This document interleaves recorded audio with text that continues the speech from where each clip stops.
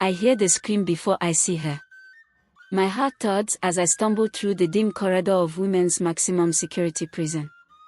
Smoke clouds from a broken lamp, the acrid smell of fear sticks to my throat. I clutch my ID badge and notebook, feeling the weight of my job and the secrets I was never supposed to uncover. They say walls have ears, but these walls keep more than ears. They keep lives, dreams, and screams locked inside. I've been here for a few years, trying to patch broken minds, hoping no one notices the cracks in the system. But today, everything I believed is about to shatter. It started with quiet rumors, whispers among the inmates. A girl, Chinelo, accused someone of something impossible. She was pregnant. No visitors. No contact. Just the cold, sterile isolation of women's maximum security prison. And then the others get pregnant. One by one, silent miracles no one could explain. And me, watching, powerless, while the prison itself seemed to breathe around me, hiding its truth beneath layers of stone, uniforms, and lies.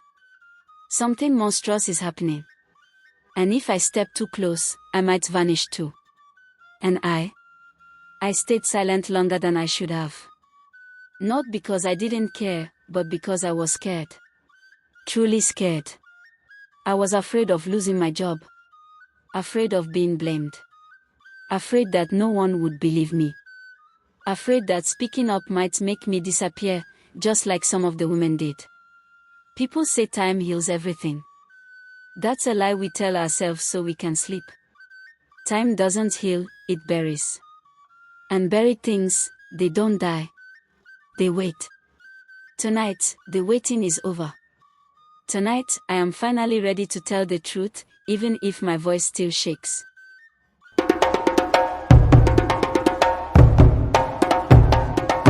I'm sitting here in my dark apartment, and every time a car passes in the street, I flinch, because for a moment, I hear the echo of prison gates slamming shut. I was 26 when I began working at the Women's Correctional Center. Young, optimistic, and foolishly convinced that structure meant safety. But the night that changed everything didn't begin quietly, it began with a scream. I was doing paperwork in the corridor when I heard it, raw, sharp, full of terror. I rushed toward Block C, my heart pounding. The metal floors rang under my feet. I didn't think, I just ran. I never believed in coincidences. But when I saw Chinelo clutch her stomach in the recreation yard, I froze. She was barely 20 years of age, sentenced for petty theft, and months away from her release. Yet her belly was round, undeniable. I approached cautiously, asking if she needed medical attention. She shook her head, eyes wide, afraid. No one can know, she whispered. Her fear pierced me more than the news itself. I glanced around, guards chatting, cameras sweeping, but nothing. No breach, no male contact. I reported it quietly, expecting rational explanations, medical errors, rumors, mistakes. But as the week passed, another girl, and then another, appeared in the same pregnancy condition. Their eyes held the same terror, the same silent plea. No, not again, she gasped. Her voice wasn't just frightened, it was broken. I knelt beside her, the smell of disinfectant and rust filling my nose. What's happening? What's wrong? She stared at me, like someone drowning. Her lips trembled. Then she whispered one sentence that made my blood freeze. They come for us at night, when you think we're sleeping. I looked at her, confused, scared, but before I could ask more, she grabbed my wrist with surprising strength. Don't trust the uniforms, she said. That night, I realized the prison had secrets, and I had just stepped into one of them. Sometimes the scariest truth is the one spoken in a whisper. Have you ever heard something unbelievable, yet your heart knew it was true? The next morning, I didn't walk, I stormed into the security office. I demanded access to nighttime footage from Block C, something junior staff were not supposed to request. The senior warden on duty, Officer Chinasa, looked at me with tired eyes. "What are you really looking for?" she asked. I lied. "Just reviewing an incident report." She sighed, unlocked the cabinet, and handed me the hard drive. I took it to the back office, plugged it in, and started scrolling through hours of black and white footage. Most of it was calm, inmates tossing in their beds, the lights dimmed, the quiet rhythm of controlled silence. Then, at exactly 2:17 a.m., movement. A shadowy figure entered the corridor. Not rushed. Not sneaky. Calm. Familiar. Keycard in hand. The camera caught just enough face to confirm what I didn't want to believe. Officer Emmanuel. One of the few male officers assigned to external transport and maintenance, a man I had always seen as harmless. He moved directly toward Block C. He paused, glanced at the camera, almost knowingly, then disappeared out of frame. My chest tightened. I felt Chinelo's voice echo in my mind. "Don't trust the uniforms." At that moment, I wasn't sure who the prisoners really were, the women behind bars, or those wearing badges. Trust is a dangerous currency, especially where power is uneven. Have you ever realized someone you trusted was wearing a mask?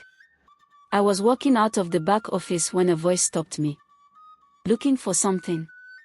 I turned, and there he stood, Officer Emmanuel, tall, composed, smiling like a friendly predator. My heart stuttered. I forced a steady breath. "Just checking routine footage," I said. He stepped closer. Too close. The corridor smelled of sweat and metal. "You're new," he murmured. "And new people tend to misunderstand things." My fingers clenched around the flash drive in my pocket. "I understand enough," I said quietly. He chuckled. "You think you do?" Then he leaned in, so close I felt his breath on my ear. "Women in prison make up stories. Especially the damaged ones." His tone was calm, too calm. "And if someone like you spreads those stories," he added, "your job ends. Your record ends. Your peace ends." When he walked away, my legs were shaking. I didn't know if I was braver or stupider than I felt, but I knew one thing: he was scared. Not of me, but of what I had seen. That night, as I lay awake, Chinelo's whisper replayed in my mind. "They come for us at night." But now I wonder, how many of them knew? How many were involved? Sometimes silence is not safety, it is complicity. Have you ever been threatened into keeping the truth hidden? I didn't wait for morning. I returned to Block C before daylight, unlocking the gate with trembling hands. The women stirred, surprised to see me so early. I didn't call them out loud, I only asked softly. "Has this happened to anyone else?" Silence. Then a rustle of movement. Aminatu, the quiet one who usually avoided eye contact, lifted her hand, just a little. Then Kudorota, fierce but wounded, nodded. Then Ishola, eyes hollow, voice gone small, whispered, "It wasn't just him." My heart thudded. "What do you mean?" I asked. Ishola swallowed. "They take turns." Chinelo sat up in her bunk, voice trembling. "They drug us. We wake up so confused. And if we resist, they write reports to extend our sentences." Aminatu added, "They tell us no one will believe criminals." I felt something inside me break, not gently, but like glass. I always thought prison meant punishment for past crimes. I never imagined new crimes were being carved into these women like invisible scars. Aminatu looked at me, eyes shining with unshed tears. "If you speak for us," she said, "we will stand with you." In their faces, I didn't see inmates. I saw survivors. People labeled broken often carry the strongest truth. Have you ever underestimated someone's pain because of who society said they were? It was past midnight when I heard a soft knock on the back of his door. My pulse spiked. I wasn't expecting anyone. "Come in," I whispered, gripping the flash drive tightly. It was Nurse Kosarachi, one of the few staff who still seemed human. Her eyes darted nervously to the corridor before she stepped closer. "I've seen what's happening," she murmured. "I've been afraid to say anything, but I can help you." I felt a flicker of hope, quickly smothered by fear. "Help me? How?" She lowered her voice. "There are schedules, loopholes, cameras, files. I can give you access, secretly, but you must promise me you won't expose me until the time is right." I nodded, swallowing hard. My throat felt dry. "I promise." She handed me a small envelope, keys to restricted areas, code numbers, and a tiny notebook filled with notes about the nights the assault happened. Her hand lingered for a moment, trembling. "If they catch us, they'll ruin everything, careers, lives, even our freedom." I stared at her. And I realized the truth: courage wasn't just in the prisoners. It lived quietly in the hearts of those willing to risk everything for justice. That night, I stayed awake with the notebook on my lap, knowing the storm had only just begun.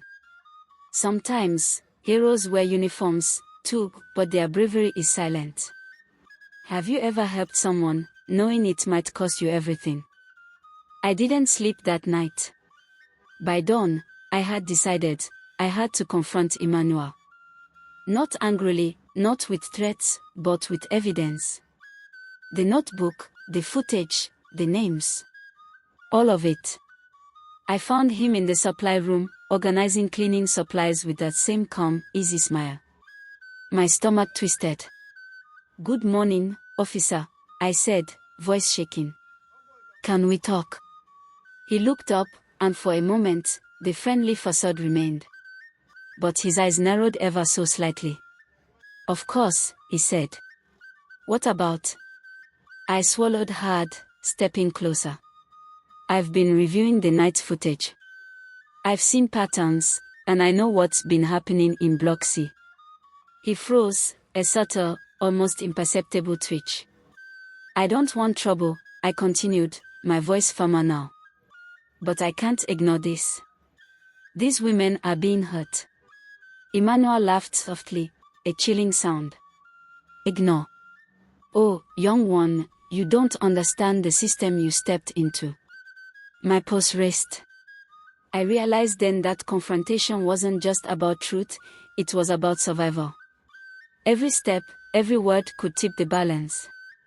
He leaned closer, voice low, almost a whisper. "Be careful. Some truths can destroy more than the guilty." "Are you ready for that?" I swallowed, knowing he wasn't bluffing. Courage often comes with fear as a companion. Would you risk your safety to protect someone who cannot protect themselves? The night I realized they knew I was watching began like any other: dim lights, the soft hum of the security generator, the distant clanging of gates. I was reviewing the footage, cross-referencing dates, jotting down names. My hands shook, but I couldn't stop. Then I heard it, a faint shuffle outside the back office. Someone wasn't supposed to be there. I froze. Heart hammering. Through the small window in the door, I saw Emmanuel's silhouette. Not moving, just watching. My stomach sank. The next moments felt like hours. I could hear my own breath, loud and uneven. Then came a tap on the glass. Slow. Deliberate. I backed away, but he was already inside, stepping lightly, eyes sharp. "You've been very busy," he said, voice calm but cold, slicing the silence. I swallowed. "I'm just trying to understand patterns." "Routine checks," I lied. He smiled, a thin, dangerous smile. "Patterns are dangerous things," he said. "They reveal knowledge. Knowledge is heavy. And heavy things have consequences." He turned, leaving the office, but I knew he suspected me. Every nerve in my body screamed that nothing would be the same. That night, sleep was impossible. I realized watching wasn't just learning, it was survival. Sometimes knowing the truth can be more dangerous than remaining ignorant. Have you ever discovered something you wished you hadn't? I was checking the night logs when a soft cough made me jump. It was Ishola, the quietest prisoner, always keeping to herself. She never looked anyone in the eye, but tonight, she approached my desk, trembling. I need to tell you something, she whispered, glancing nervously at the corridor. I leaned closer, heart pounding. What is it? You're safe talking to me. She swallowed hard. It's about Emmanuel. He is not the only one. There are nights when others come into the block. Not guards, outside men, contractors, people we've seen in daylight.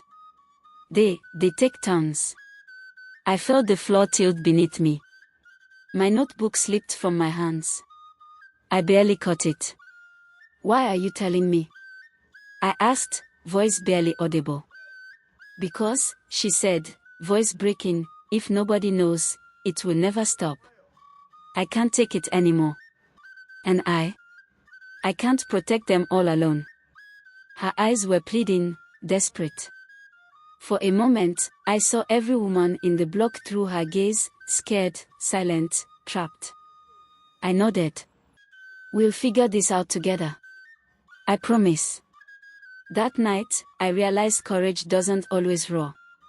Sometimes, it whispers through the frightened heart of someone with nothing left to lose. Even the quietest voices can ignite change. Who in your life might be silently carrying a truth that needs to be heard? I spent the next few nights in a haze of paper, notes, and blinking monitors. Every schedule, every night's report, every flash of movement on the camera, I mapped them all. And slowly, a pattern emerged. It wasn't random. It wasn't chaos. The assaults happened on specific nights. Always after lights out. Always in the same block. Always when a certain contractor or officer had access. And most disturbingly, they followed the same sequence, Block C, Cell 3, Cell 7, predictable, like clockwork. I leaned back in my chair, hands pressed against my face, stomach churning. I realized then that this wasn't a single man abusing trust. It was a system. A network. A clock ticking inside a building no one outside questioned. Chinelo and Ishola watched me silently as I laid out the schedule on the floor. It's worse than we thought, I said, my voice cracking. Chinelo shook her head. They planned it. Every detail. They knew we would stay quiet. I clenched my fist. Fear mixed with fury. That night, I understood the prison walls didn't just lock them in, they shielded predators. And now, knowing the pattern, I also knew that the next night could be worse. Knowledge can be a weapon, but wielding it comes with risk. What would you do if knowing the truth put you in danger? It started with a loud bang. The kind that makes your chest tighten and your brain skip beats. I was reviewing footage when the alarm screamed through the prison halls. My stomach dropped. I ran to Block C. The lights flickered as I arrived. Ishola was gone. The cell was empty. Her bed untouched, blankets rumpled. Where is she? I shouted. Chinelo grabbed my arm. She tried to leave, she didn't make it far. I followed the trail of overturned chairs and scuffed floors to the rear gate. A guard shouted. Men ran. I froze. Outside the perimeter fence, I saw her, Ishola, crouched, shaking, eyes wide with terror and determination. A rope made of torn sheets dangled from the wall. She was halfway down. And then Emmanuel appeared, calm, like he had been waiting. Going somewhere? He asked. I ran forward, heart hammering. Stop her. He smacked. She screamed. The rope snapped. She hit the ground hard. I grabbed her arm, pulling her back inside. Blood and tears mixed on her face. That night, as she huddled in a corner, I realized something chilling: courage in the wrong hands could be deadly. Desperation can push us to act, but fear can make every choice dangerous. Have you ever tried to escape a problem only to find it followed you?